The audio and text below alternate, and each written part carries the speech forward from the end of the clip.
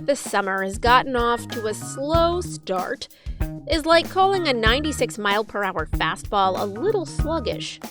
As Capital Region residents prepare for the July 4th holiday weekend, the country is still reeling from news of controversial Supreme Court rulings, an explosive January 6th committee hearing, a major primary election in New York, and more.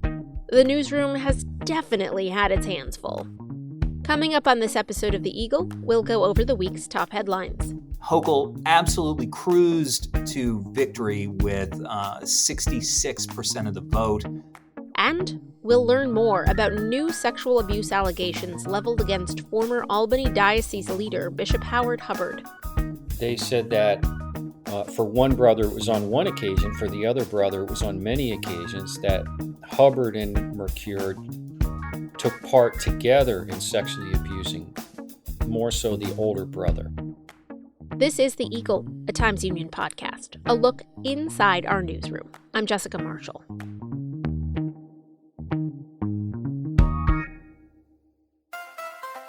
If you're enjoying this podcast, take advantage of all the Times Union has to offer and support our efforts to bring in you award-winning journalism by becoming a Times Union member today. Go to timesunion.com/subscribe.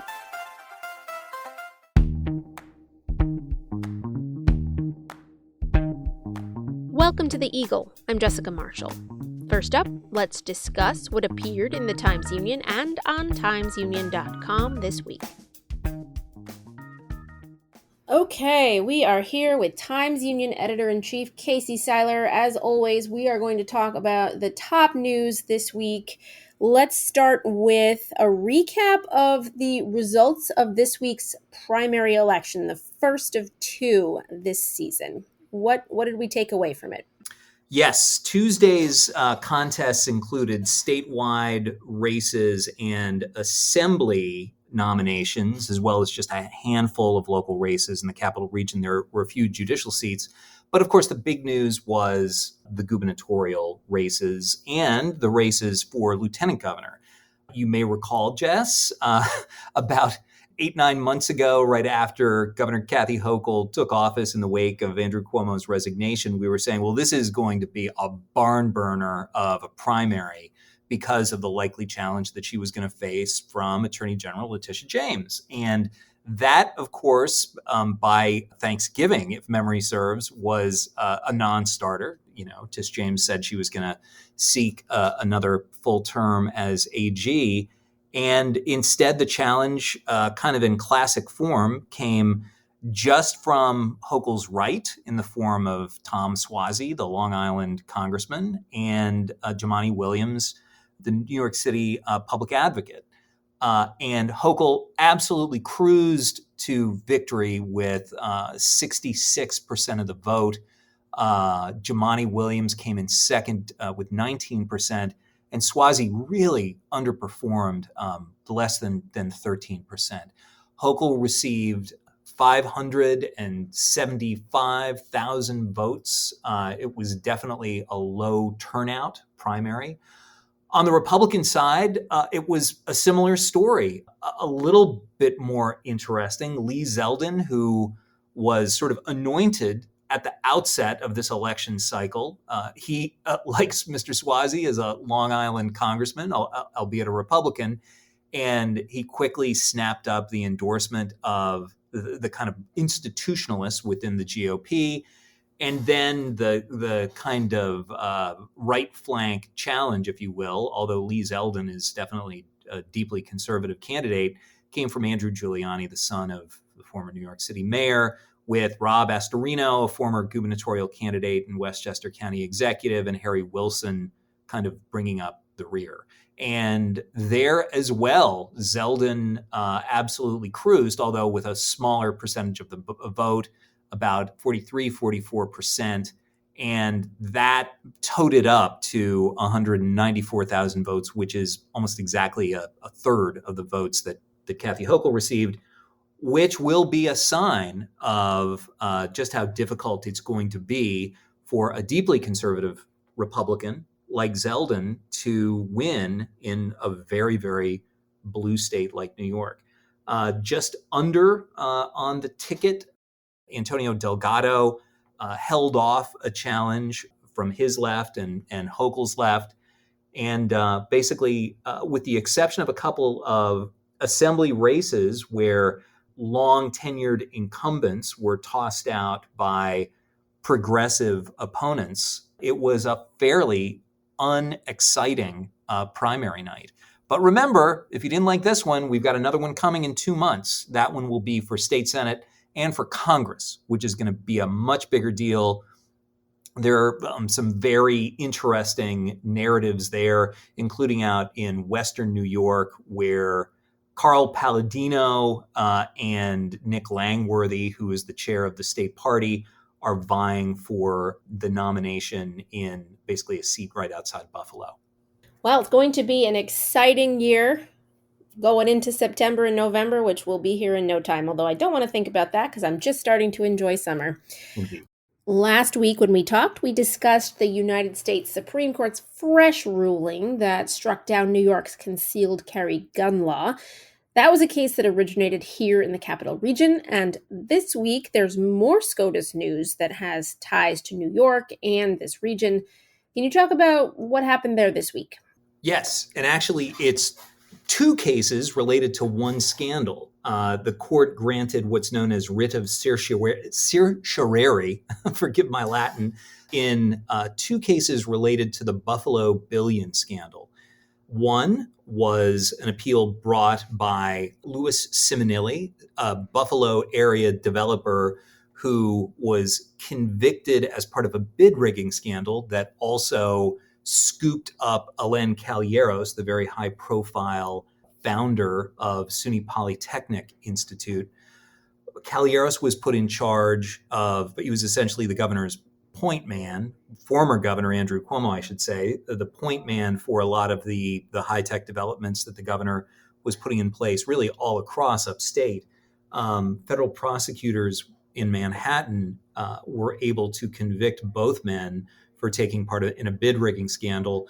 The Supreme Court is now going to hear an appeal related to what is known as the right to control theory involving fraud. And that basically says that anyone who denies, fiscal information to an entity that is making an economic decision has committed a crime, that you have denied that entity the right to control their own economic decisions. And that's what they are saying these men conspired to do.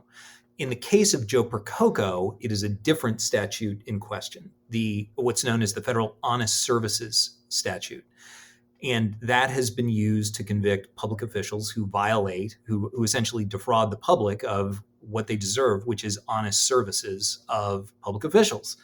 And Percoco is claiming, when I took what the government has characterized as bribes from developers and those seeking business before the state, I was not a public official. I was rather managing the former governor's 2014 reelection campaign. So honest services doesn't apply to me. Now, prosecutors have argued in the Calleros case that even though he did not personally benefit from this bid rigging scandal, he was sort of, building his kingdom of influence at SUNY Polytechnic in upstate. And in the case of Percoco, they're arguing, or prosecutors were able to convince a jury, that Percoco still retained so much of his influence when campaign manager Percoco called up a state agency, for example, and said, hey, you got to do this. He was clearly flexing the muscle that was given to him as the governor's closest confidant. And it's worth noting that Percoco left the executive chamber, meaning Cuomo's office, and went to become his campaign manager, and then went back to the executive chamber as a taxpayer-funded employee after the campaign was over, after Cuomo was reelected. So also it's worth noting that Chris Bragg, our outstanding investigative reporter, noted that for the 8 months that he was out of government service and managing the campaign, he was on many, many days working out of his taxpayer-funded executive chamber office in Midtown Manhattan. So it's just an indication that the lines there were very, very fuzzy. but two interesting cases related to state government fraud that are going to be taken up by the court when they come back in the fall. And we will be watching that. Stay tuned by keeping an eye on Capital Confidential section of timesunion.com. All right, the next big story that we reported on was about a cold case that is nearly 15 years old. The disappearance of Jaliek Rainwalker in 2007. There was some developments in that this week. Can you tell us more? On Wednesday, state police did a search of a wooded area near the South Troy Dodgers baseball fields on what they informed Jaliek Rainwalker's grandmother, adoptive grandmother, that is, said was a tip that led them there. It does not appear, they have not said that they found anything significant related to the disappearance of the 12-year-old, as you noted, 15 years ago. It is one of the most mysterious and compelling cold cases in the region. There have been, numerous theories floated, numerous searches as well. A couple of years ago, there was a portion of a body, I believe it was a skull, that was found that, and of course, elicited a lot of thought that it might be related to the Rainwalker disappearance. That turned out not to be the case. But, as you noted, the 15th anniversary of Jaliek's disappearance is coming up. I will tell you, I don't think I'm giving away the store to note that the Times-Union has been doing its own investigative work on the case and the ensuing investigations, and we will be ready to unveil that in the near future. Yes, stay tuned for that. Thank you so much, Casey. We'll check back in with you next week. Thanks, Jess. As always, you can learn more about all of the topics and issues we discuss on this podcast at timesunion.com. After the break, we're going to learn more about new sexual abuse allegations that have been leveled against former Albany Diocese leader Bishop J Hubbard.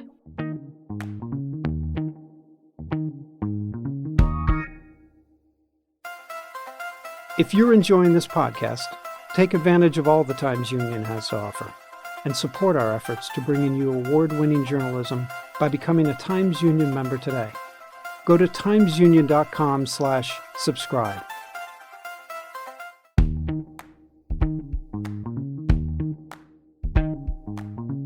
Welcome back. You're listening to The Eagle, a Times Union podcast. I'm Jessica Marshall.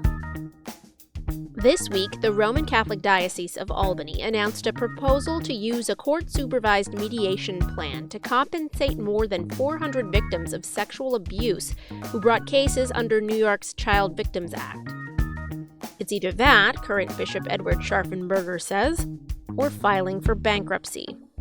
The announcement came just days after Times Union investigative editor Brendan Lyons broke a story about two men from Queensbury accusing former Bishop J Hubbard of sexually abusing them as children more than 30 years ago. I caught up with Brendan to learn more about his reporting. But before we hear some of our conversation on this, just a word of caution. Some of the situations described in this segment may be disturbing to hear. Please take care as you listen.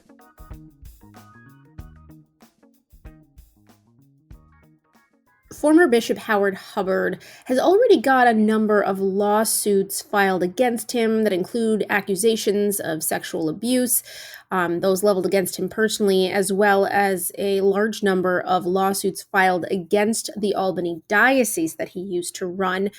Can you go over what has happened so far? Bishop Emeritus Howard J. Hubbard, who was the head of the diocese from 1977 to 2014, he was at the helm of this 14-county diocese for much of the time that childhood sexual abuse is alleged to have occurred. And at times it was arguably unbridled childhood sexual abuse. He has since acknowledged concealing the abuse from parishioners and the public and having priests sent to treatment. But as the Child Victims Act a few years ago opened up the window for many of these victims and alleged victims to file claims against the diocese, the priests, or the church that may have harbored them, Hubbard himself became a target in what I believe is now 7 court claims. Now, what you reported on this week is a new set of allegations. Can you tell us about them? That's right. This past week, we wrote about 2 brothers who grew up in Queensbury and Warren County and were parishioners at Our Lady of Annunciation, where they were altar boys. And they had been abused, sexually abused, it was confirmed, by Gary Mercure, who was a priest and also was a close associate of Howard Hubbard for many years. In this instance, the brothers who are now in their 40s, they said that for one brother, it was on one occasion. For the other brother, it was on many occasions that Hubbard and Mercure took part together in sexually abusing, more so the older brother. That allegation by the older brother is very difficult for the diocese to withstand, in part because these brothers testified at Gary Mercure's trial. They helped convict him in Massachusetts, where he had made the mistake of bringing altar boys from New York on ski trips and sexually abusing them there, where there was no statute of limitations like New York's. So he was able to be prosecuted. Now, before we go on, I just want to mention that we are not identifying these men on purpose. They have asked not to be identified, and it is the Times Union's policy not to identify alleged victims of sexual abuse without their explicit consent.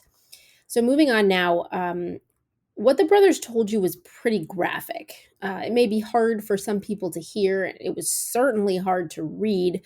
But can you kind of give us a short summary of what these 2 men are alleging exactly? So, more so for the older brother, it started when he was 8 years old and continued all the way through high school. The older brother described that Mercure would sometimes bring him to Lake George motels. And he said that Hubbard was very careful. He did not want a high profile, he did not want to run into people that they knew, and that he would come there. And he contends that in these motels, he gave me a specific name of one motel where a lot of times they went.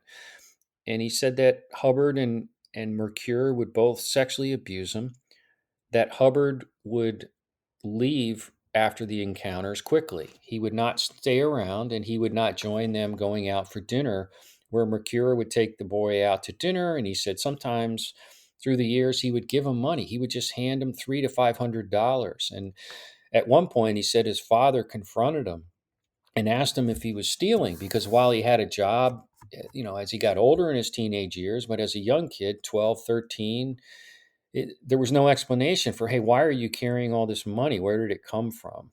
But in other instances, he said that there was abuse at the rectory at Our Lady of Annunciation, that Hubbard, when he would come there for large ceremonies like Christmas masses or confirmation ceremonies, that Mercure would allegedly arrange for Hubbard to have access to him. That's interesting because he said that he felt that Mercure was sort of the enabler, that he would set it up for Hubbard to be able to have a victim without having to do the grooming himself. And that's an allegation that has surfaced in other claims against the bishop as well. What is Hubbard's response to these allegations? Hubbard has denied sexually abusing anyone. He has made that denial personally in statements, as well as through his attorney, who one of his attorneys told us in this story that the bishop forcefully denies these allegations and that he never even met these boys, or now men. But when I said to him, I said, how does he know he never met them? If he went to Our Lady of Annunciation 30 years ago, 35 years ago, to attend a confirmation or something, how does he not know that he didn't meet him? And he backed off and said, well, you're right. He could have met them, but he's met thousands of people. But he has also pointed out that some of the allegations against the bishop are just not able to be believed, he said, because in one instance, a man accuses Howard Hubbard of sexually abusing him in a tour bus, during a halftime of an Army Navy game at West Point. And he says the problem with that, which he said that Army and Navy haven't played a football game at West Point since the 1940s, which is true. They did play there a game in 2020, but that would have been well after this alleged incident had taken place. So Hubbard's defense is to sort of key on those statements and allegations that are not being sustained by the official record of his travels or where he's been and that sort of thing. And in the instances where there is no defense of the allegations other than to say it never happened, that's what he's left with. The thing that has sparked a lot of interest in this case in Hubbard's relationship with Mercure, especially among the advocates for child abuse victims, is they note the information that we've reported that Hubbard has taken time to either call or visit Gary Mercure in prison, where he's serving 25 years for rape and sexual abuse, but that he had never reached out to or visited Mercure's victims.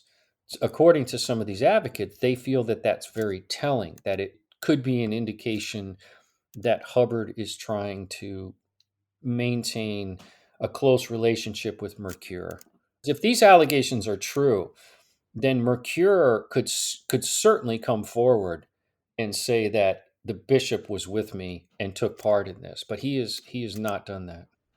Now, one of the other defenses that you write about that Hubbard's lawyer has leveled, now this is a common one, I think, with cases of this nature, where you're looking at things that happened decades and decades ago, and the defense will argue, well, why are you coming forward now with allegations against Hubbard as opposed to, in this particular case, during Mercure's criminal trial in 2011?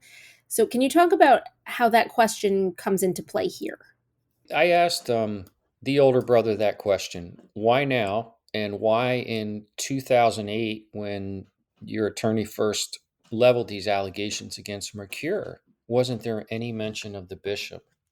And his contention was that there was a few things going on there. One was that his father was in a decade-long health battle that ultimately he would lose his life to. And he felt that there was already enough being heaped on this family. Their mother had learned 8 years earlier that Mercure had kissed one of the boys and was just so upset about that and trying to confront the diocese officials about it, and felt that she had been brushed off by them and told, "What do you want from us? What do you want us to do? He's had trouble," and that sort of thing. He was also reluctant because he contends that the diocese reaction to the abuse allegations against Mercure was to cast it as teen and preteen boys experimenting with homosexual sex rather than child sexual abuse. He was being raped, he said, or sexually abused when he was 8 years old. He was in the third grade. He said that he just felt reluctant to take on the larger battle because of the backlash that they expected to receive from the diocese at a time, too, when Hubbard was at the helm.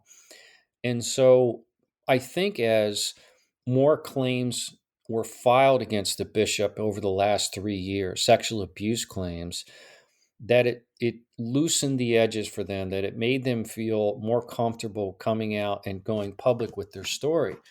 The one thing I would note is that it was not new to us. Their attorney had told the Times-Union about these allegations against the bishop more than 4 or 5 years ago, but it was under the agreement that at that time we could not report on it because the brother was not ready to go public. In addition, back in, I want to say it was 2014, their attorney had notified the attorney for the diocese, Michael Costello, that in fact there was another member of the clergy who had sexually abused the older brother, but that at that time they did not want to identify that clergy member. And they now say, 8 years later, that clergy member was Howard Hubbard. What happens next?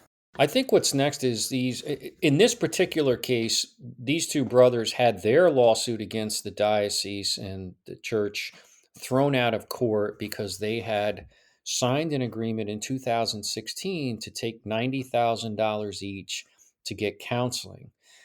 The letter and the agreement they signed said that was not to cover pain and suffering. But the diocese has successfully argued in court, so far through a mid-level appellate court, that that was a general release. They have no right to get a settlement.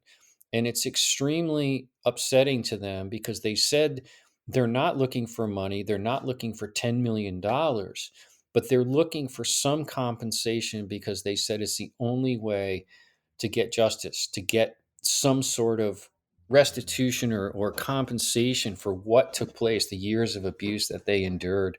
And then you have these other cases against the bishop that are going forward slowly, very slowly, and ultimately some of these cases are going to end up going to trial, it seems.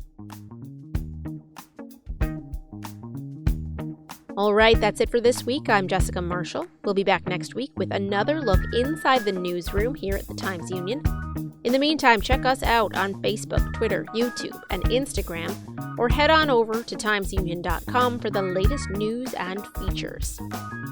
The Eagle is a production of the Times-Union. It's produced and edited by me, Jessica Marshall, with help from the Times-Union digital team and the newsroom. Special thanks this week to Casey Seiler and Brendan Lyons for their contribution to this episode.